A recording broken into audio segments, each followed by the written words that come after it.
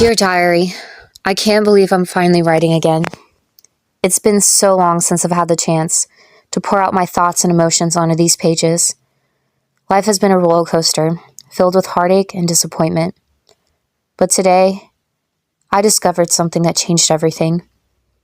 You see, Diary, I've always known that I was different. Growing up in the foster system, I never felt like I truly belonged anywhere. I've been in the same foster home since I can remember. My foster home had its own set of challenges, and I often found solace in the pages of this diary. As I prepare to turn 18 years old in just a matter of weeks, I'm lost in a whirlwind of emotions. The prospect of leaving the only home I've ever known feels unsettling, to say the least. Yet, there's a glimmer of hope for a newfound independence and self-discovery that somehow beckons to me. I have grown accustomed to my foster home that never sleeps, always filled with so many children, an uncaring and almost cold-hearted foster mother who has always been eager to take on another child, if it meant another check. No matter if it meant we had to sleep 6 kids in one room. Over the years, I remember the house getting remodeled several times, but our sleeping arrangements stayed the same. Of course, there were other rooms in the house. We were only allowed to pretend to sleep in when the social worker came to visit. Ordinarily, it was just 2 rooms, one for the girls and one for the boys. I was 17 years old, sharing a room with the 10, 12, and 3 8-year-olds. I didn't complain, though. My foster mother made it clear that we should be thankful that she was kind enough to take us in and give us anything at all because no one wanted us. Her backhanded kindness was our biggest blessing, and she made sure that we remembered it every day. We were her meal ticket as she paid off her medical school loans and finally became a doctor. Her sarcastic, dark humor and cold treatment towards all the kids she brought in was heartbreaking.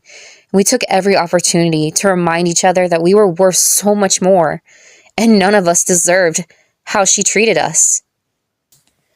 The way she just did enough to keep away all suspicion of mistreatment, she kept us all at arm's length, never showed us any real love or emotion, or even that she cared.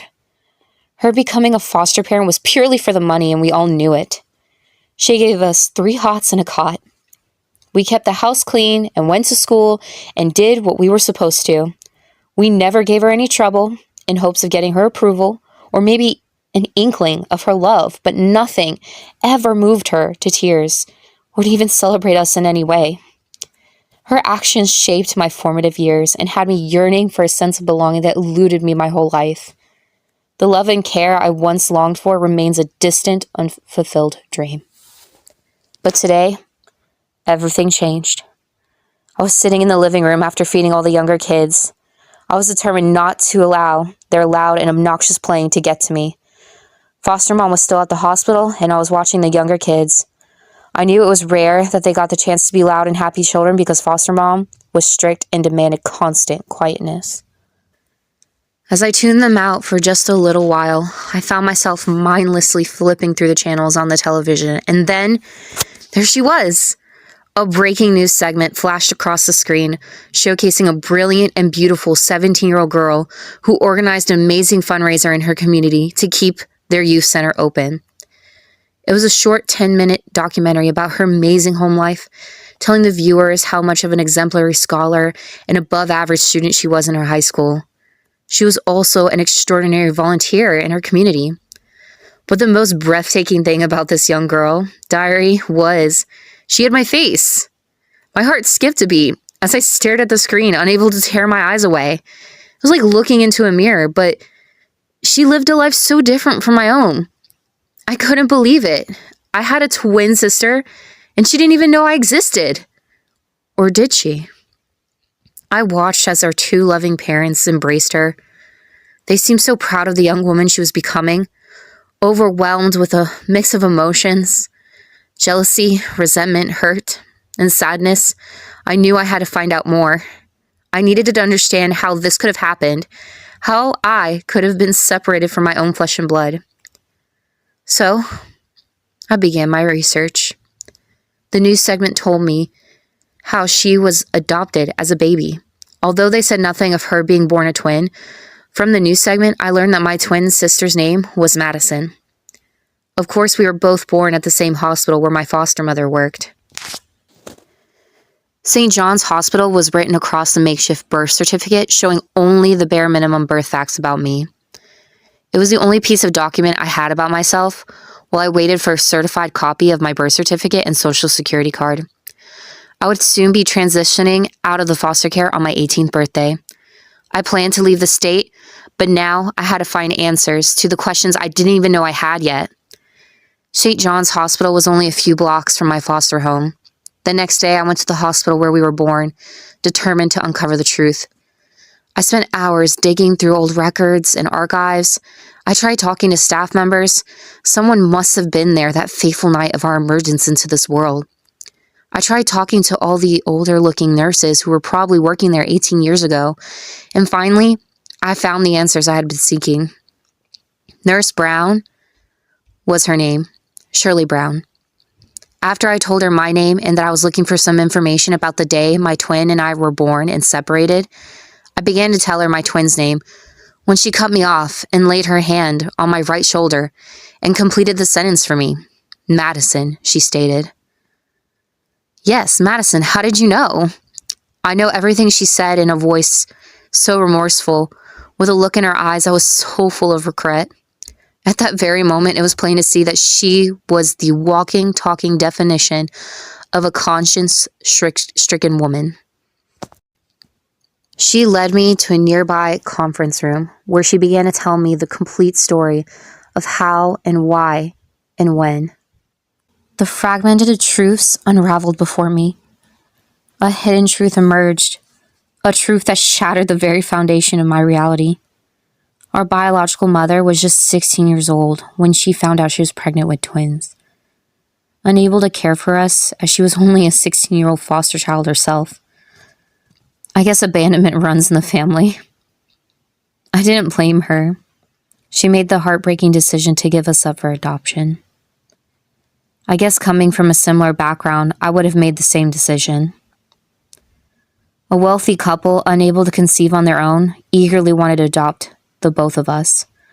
We were both meant to be adopted, to find happiness and love in the embrace of a family, yearning to care for not one but 2 daughters. However, I guess destiny sought to undermine the path we were meant to take. Adopting both of us was the plan, but Nurse Brown began to tell me how I was born, very sickly, and the doctors were convinced I wouldn't survive the night. Fearing the worst, the couple decided to proceed with the adoption of only one of the twin baby girls, never letting her know she had a sister. It was documented as a single adoption. As I heard those words, tears streamed down my face. The pain of knowing I had been abandoned, that I had missed out on a life filled with love and privilege, was almost unbearable. In my weakest hour, as I struggled with my grasp on life, the loving embrace of adopted parents cradled my twin sister in the warmth of their arms. Of course, I already knew the reality of my situation, but to actually know the details was heart-wrenching. I battled with the weight of this revelation, the haunting echoes of all of what should have happened, what could have happened. They all landed me at the door of what did happen. I didn't want the negative vibes of jealousy and envy to overtake me.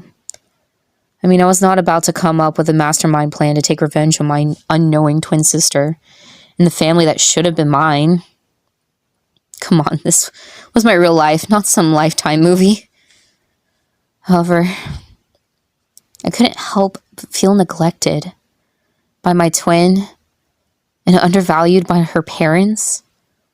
All the events in each other's lives left unattended, and all the happiness left unshared. Why didn't they fight a little harder for me? I mean, obviously I made it through the night, unlike the doctors first thought. Weren't they told that? Or by the time I made my miraculous recovery, did they even care? It was Nurse Brown who was there, who bared witness, who carefully gave me the answers I needed to my unanswered questions. As guilt and shame lined her face with each syllable, I finally knew the hidden truth that had been orchestrated from the day we were born. The truth had been discovered, and there was only one person I wanted to share it with. My twin Madison. Amidst the sorrow, a newfound determination ignited within me. I am unable to rewrite history and change the past, but I am able to make sure that my sister and I have a future together. I have to meet my sister Madison. I have to bridge the gap that she has created between us. She needs to know the truth, and she needs to hear it from me. They all did. But how, Diary? How can I possibly find her? I have no idea where she lives, who she truly is, or even if she has any idea that I exist. I only know that the weight of the truth presses heavily upon my heart, and I refuse to let it crush me. I made a decision, Diary. I will reach out to the news station that featured Madison. Maybe they could help me find her, connect us in some way. Maybe the idea of reuniting long-lost twins would be a great story idea for them, and they would jump at the chance to help me find her. It was a long shot, but it was all I had. So here I am, Diary, pouring my hopes and dreams onto these pages once again. I don't know what the future holds, but I'm ready to face it head on. I'm ready to meet my twin sister, to fill the void that has haunted me for so long, to tell them all the truth. Wish me luck, Diary. I'm about to embark on a journey that will change my life forever. Yours faithfully, McKenzie.